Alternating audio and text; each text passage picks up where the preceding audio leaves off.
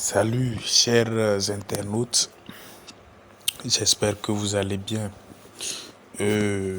Aujourd'hui nous allons parler d'une d'une nouvelle fonctionnalité sur la plateforme du casier judiciaire du Togo, dont beaucoup ne savent pas encore l'existence. Il s'agit des raccourcis demande. Alors, il s'agit de quoi? Le raccourci demande, c'est en fait une procédure qui vous permet de faire rapidement une demande à partir d'une ancienne demande aboutie dans le système. Donc, voilà un peu la caractéristique des raccourcis demande. Alors, lorsque vous avez déjà fait une demande dans le système, que vous avez réussi à payer dans le passé, et dont le traitement a également abouti et que vous avez obtenu le bulletin de casier, pour faire encore une nouvelle demande, vous n'avez pas plus besoin de soumettre la même pièce et de suivre la même procédure. Non, vous pouvez tout simplement passer par le raccourci demande et faire rapidement en quelques secondes une nouvelle demande. Alors, pour utiliser la fonctionnalité, on va d'abord lancer le navigateur. Vous lancez votre navigateur préféré. Moi, je vais lancer Google Chrome et je vais saisir l'adresse de la plateforme du casier judiciaire automatisé du Togo. Alors, l'accès à la fonctionnalité du raccourci demande se trouve au niveau du menu qui est comme les trois chevrons. Donc vous cliquez le menu sous forme de trois chevrons. Ça va vous ouvrir une interface qui va vous parler principalement de trois parties: les particuliers, l'administration judiciaire et puis les administrations publiques. Alors, le raccourci demande, c'est en fait le quatrième menu de la liste des demandes. Donc, vous le voyez ici en gras. Et pour l'utiliser, vous cliquez tout simplement dessus. Alors, pour faire un raccourci demande, vous avez deux options. Vous pouvez rechercher à partir du numéro de la demande et le numéro de la pièce d'un SMS ancien que vous avez, ou bien vous pouvez carrément entrer les informations sur votre identité, comme le nom, prénom, la date de naissance, et pour pouvoir rechercher votre demande. Alors, c'est ce que nous allons faire dans cette vidéo. On va utiliser en fait une donnée de test, c'est-à-dire une personne de test pour pouvoir faire le truc. Alors là, on va entrer son nom. Rappelons que vous pouvez saisir de façon fantaisiste le nom de la personne. Ça n'a rien à voir, hein. Les majuscules, les minuscules, vous pouvez les saisir de façon fantaisiste. Vous pouvez saisir tout en minuscule, tout en majuscule, certains en majuscule, d'autres en minuscule. Ça n'a aucune incidence. Vous allez, si votre demande existe dans le système, ça va vous retrouver et vous la ramener. Alors, voilà, je vais entrer également un prénom de test et je vais entrer également une date de naissance de test, c'est-à-dire de la personne dont nous voulons utiliser les données pour faire le test. Donc voilà, la date de naissance aussi est renseignée, le nom, prénom, et nous cliquons tout simplement à rechercher une ancienne demande aboutie.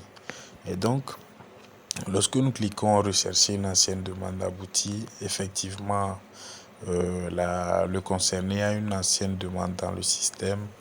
Et cette ancienne demande, c'était la demande numéro 62 579 en la date du 2 mars 2022.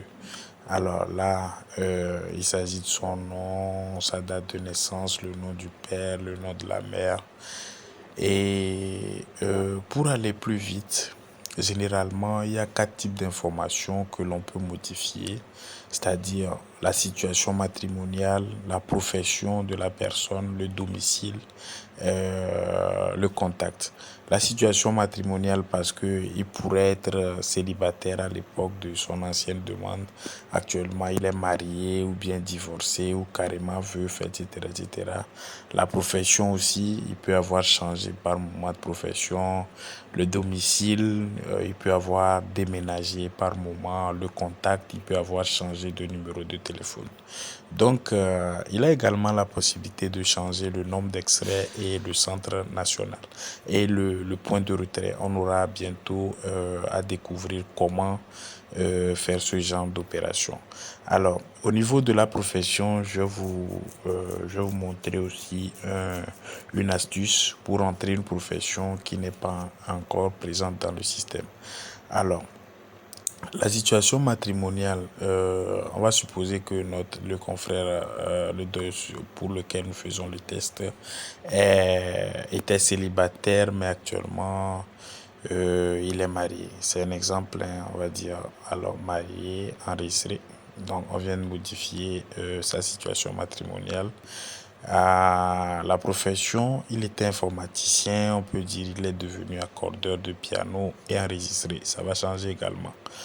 Bon, au niveau de la profession, lorsque vous fouillez la liste des professions dans le système et que vous ne retrouvez pas une profession adaptée à vous, ou vous cherchez, vous ne retrouvez rien, vous avez la possibilité, alors, quand vous cherchez, vous ne retrouvez pas quelque chose qui correspond à vous. L'astuce, c'est que vous entrez autre, comme ça. Vous entrez juste autre dans le champ et vous sélectionnez autre.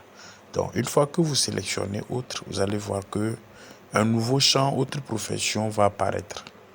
Alors, dans le nouveau champ, autre profession, vous pouvez maintenant sélectionner, vous pouvez maintenant entrer la profession vraiment que vous voulez que ce soit considéré sur votre demande de casier judiciaire. Et ensuite, dès que vous faites ça, vous cliquez enregistrer et vous allez voir que la profession sera prise en compte.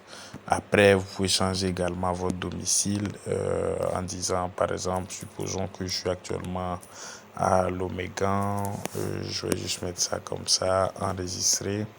Et le numéro de contact, ça je vais pas le modifier. Et voilà. Donc voilà un peu comment modifier rapidement les quatre informations essentielles. Rappelons que si tout ce qui était présent correspondait à ce que correspond à votre réalité, vous n'avez pas besoin de modifier quoi que ce soit. Alors ensuite, pour modifier le nombre d'extraits, voilà le champ, c'est le champ nombre de copies. Alors, vous entrez tout simplement le nombre de copies ici. Si vous voulez une copie, vous l'entrez. Si vous voulez deux copies, vous l'entrez également. On verra plus tard à la prochaine étape comment modifier le point de retrait, c'est-à-dire le lieu où vous voulez retirer votre demande. Donc, une fois que vous mettez le nombre de copies, vous cliquez passer au paiement, ça va créer la nouvelle demande et vous allez poursuivre l'opération. Mais si vous n'entrez pas le nombre de copies, vous cliquez passer au paiement, ça va vous générer un message d'erreur qui vous demande de remplir tous les champs, c'est-à-dire le nombre de copies qui est invalide. Donc ici, vous entrez le nombre de copies que vous voulez. Ça peut être qu'avant, vous avez demandé une copie, mais maintenant, vous voulez deux copies. Et vous cliquez tout simplement passer au paiement. Donc, lorsque vous cliquez passer au paiement, vous allez voir qu'une nouvelle demande a été créée pour vous en se basant sur votre ancienne demande et les mises à jour que vous avez effectuées. Et vous n'aurez qu'à entrer votre numéro de téléphone, votre numéro de paiement. Et une fois que vous avez entré le numéro de paiement, vous choisissez alors le point de retrait. Le lieu de retrait, bon, pour changer, on va prendre alors ici le tribunal de première instance de Lomé, choisir le moyen de paiement Timoni et également cliquer le bouton payer pour passer maintenant à l'étape de paiement. Alors, voilà, on en vient de cliquer le bouton payer. Et là, nous sommes sur la plateforme de Togocom Timoni pour pouvoir payer. Mais comme nous sommes en train de faire un test, nous allons juste cliquer le bouton annuler pour revenir à l'étape initial sur la plateforme du casier judiciaire. Donc, chers collègues, chers compatriotes, voilà un peu la nouvelle fonctionnalité de raccourci demande qui vous permet de faire rapidement vos demandes de casier judiciaire en vous basant sur une ancienne demande aboutie que vous avez faite dans le système. Merci beaucoup, bien de choses à vous et bonne soirée chez vous. Si vous avez aimé la vidéo, likez et partagez au maximum. Ça pourrait aider beaucoup de gens qui veulent faire les demandes de casier judiciaire au Togo. Merci beaucoup à vous.